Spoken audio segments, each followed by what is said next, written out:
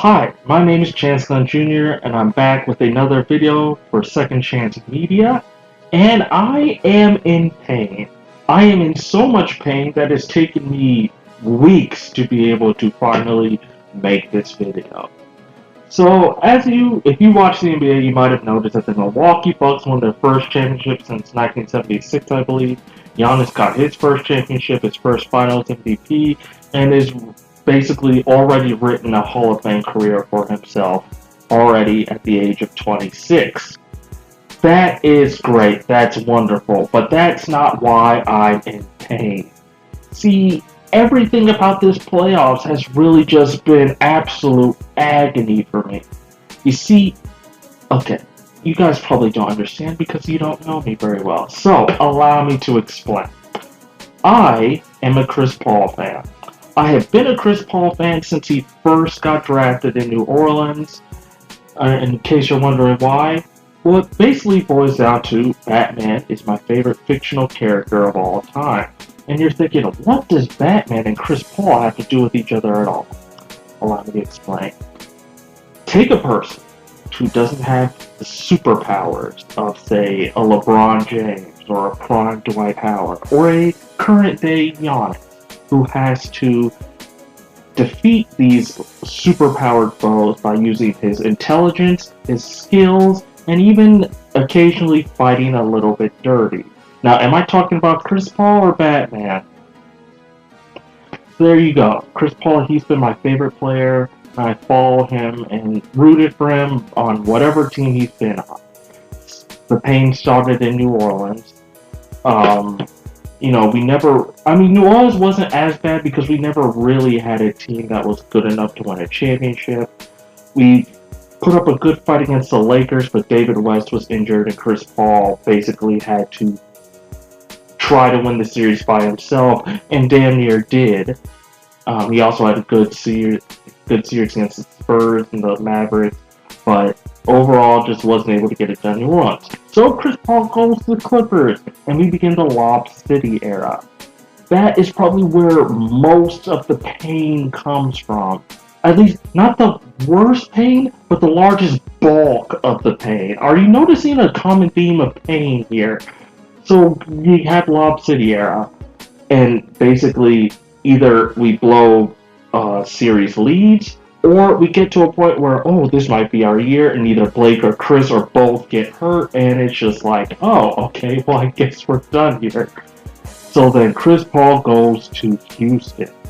Now, I was never the biggest fan of James Harden and his Houston. I didn't like his look. I don't like his playing style. I don't like the way he fishes for fouls, borderline travels, or blatantly travels in some cases, and never been the biggest fan of him.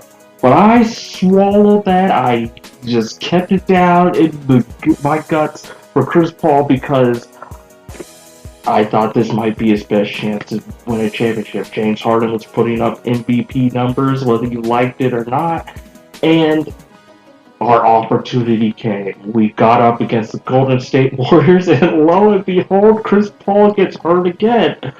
But we have James Harden still, right? He can carry us to the promised land. We're up, 3-2 against the Golden State Warriors. So all he has to do is win one more game and not miss 15 threes in a row. So that happens. We go to OKC.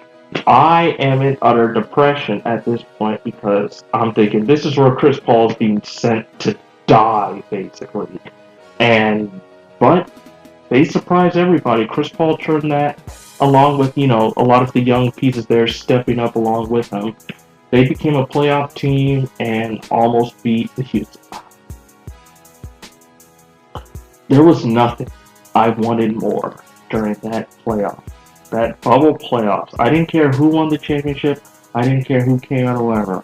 All I wanted was for us to beat Houston.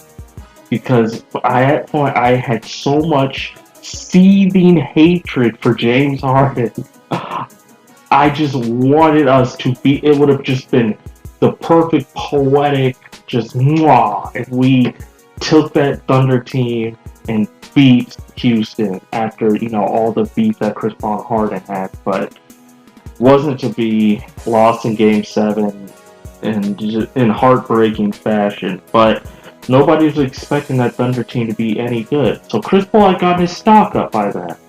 Then comes Phoenix.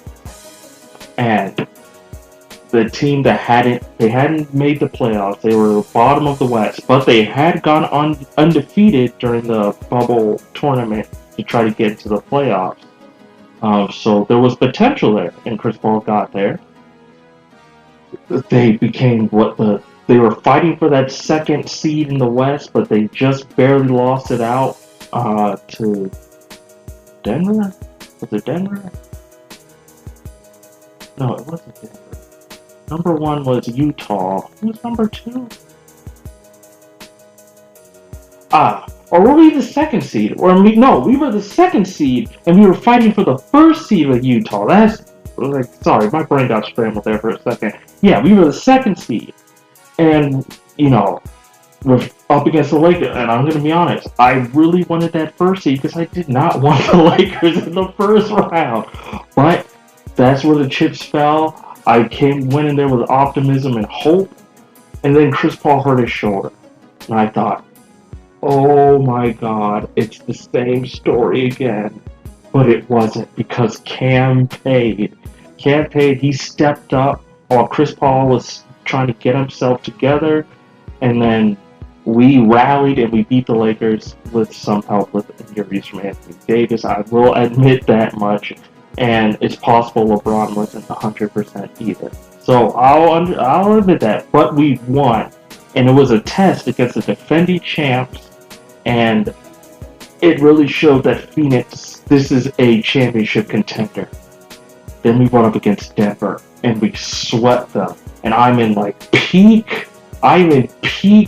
optimism mode. And I'm just like, is this actually the time? Is this it? Will Chris Paul finally get that championship that I've wanted for him for all these years? So then we run to the Clippers. Kawhi is hurt. Another golden opportunity for us.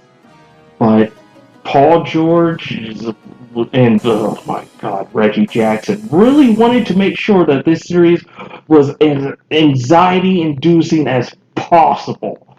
But we pulled it out. We did it. We made it to the finals, and it was against a Bucks team that was looking like it had a bunch of holes. Chris Middleton and Drew Holiday had been so inconsistent. Budenholzer was looking like he was on his way out, even with the finals appearance. But it did not account for Giannis. There was not a single game where we were able to stop that man. Even in the first 2 games that we won, we were not able. He was doing whatever he wanted. He dominated the entire series. They went home and didn't lose another game after that. And my hopes got up so much. I believed that this was the year that finally, put some respect on Chris Paul's name. Top 5 PG of all time. Everybody's going to be respecting him as he wins his championship, especially if he gets the Finals MVP at 36 years old. But it wasn't to be.